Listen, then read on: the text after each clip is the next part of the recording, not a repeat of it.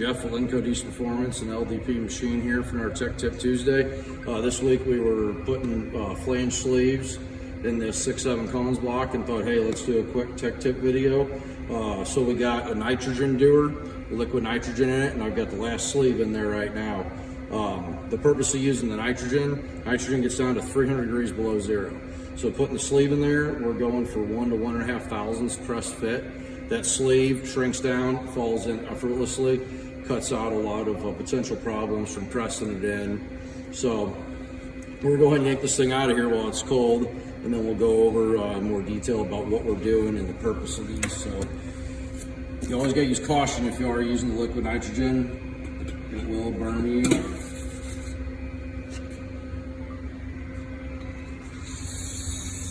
Bam.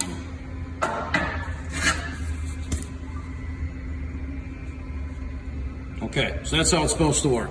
So, again, like I said, in order for a sleeve to work properly, it needs 1 to 1.5 thousandths press fit as your typical press that you give it, which means it's an interference fit.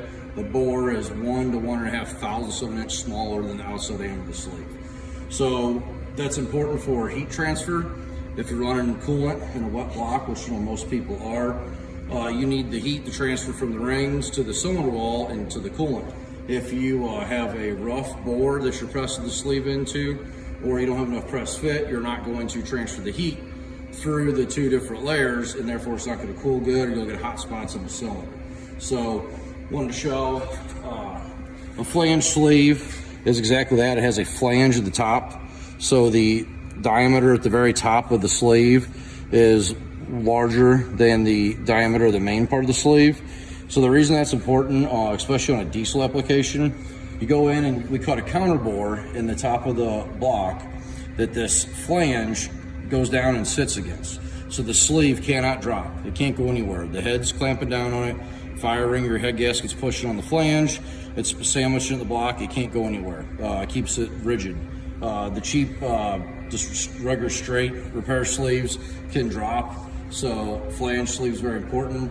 This is super common nowadays. We get at least once a week somebody asking how much to build me an engine, a 6/7 sleeve down to a 4 1/8 bore or 5/9 bore. So super common. I want to make sure people realize what's going on there. If you're having a machine shop do your work and or building your engine, make sure to ask them things. Are you using a ductile iron sleeve? Are you using a flange sleeve? Feel free to quiz them. Make sure that they are getting the bore as smooth as possible before pressing that sleeve in. If you have a lot of fractured metal, you have a rough bore, then you don't have the metal-to-metal contact to transfer the heat. You'll get hot spots, you'll have air trapped in there. So a lot goes into it. It's not super simple.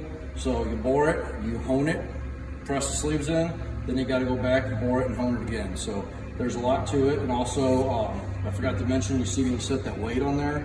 When you're using liquid nitrogen, it drops in there effortlessly. It's important to have a weight, or you can have a press ready to hold down pressure to make sure that the sleeve stays seated.